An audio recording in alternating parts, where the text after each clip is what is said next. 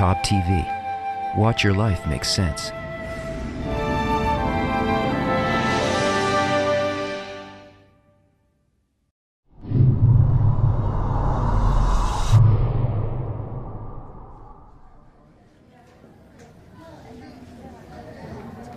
Listen, when I started learning about the Zohar, sometimes I get really excited and really turned on about the amazing possibilities of the different kind of fulfillment, the different perceptions, the different worlds. I could almost taste it, or at least I really wanted to taste it.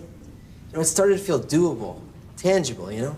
And then I got hit with all these doubts.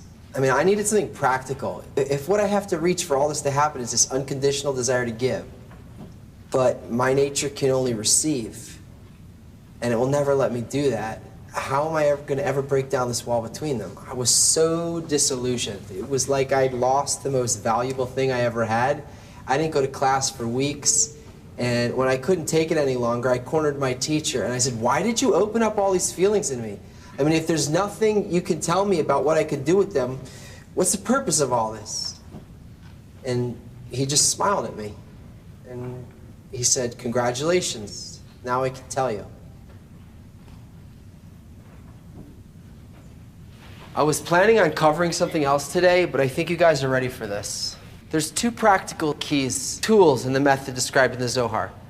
And what you have to do to be able to work above your nature, to penetrate that iron wall that separates you from that higher level of nature that we call spirituality, you've got to put one key inside the other one.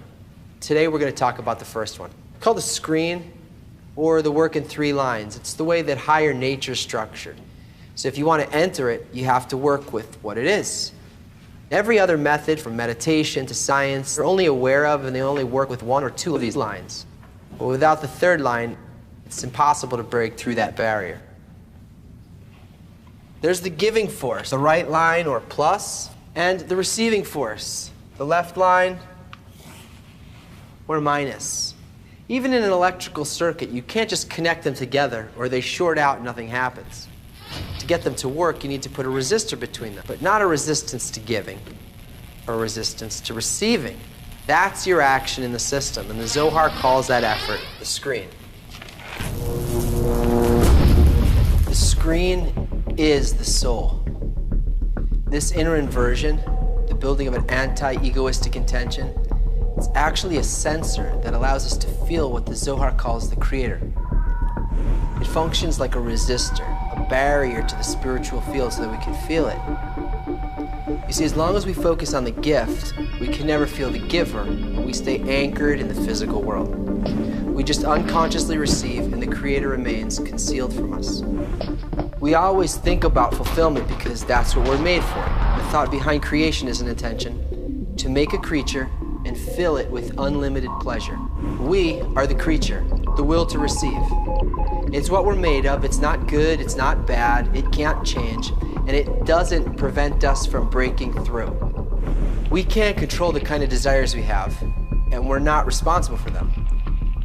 They come from the giving force, and so does the pleasure that fills them. The desires are not us.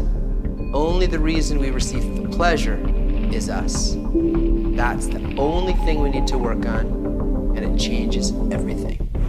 If I intend to receive whatever it gives, not from me, but instead to realize the intention behind creation, if I feel the pleasure only to allow the Creator to fulfill His desire to give, then my receiving turns into giving, and I enter and I unify with the supreme intelligence behind nature.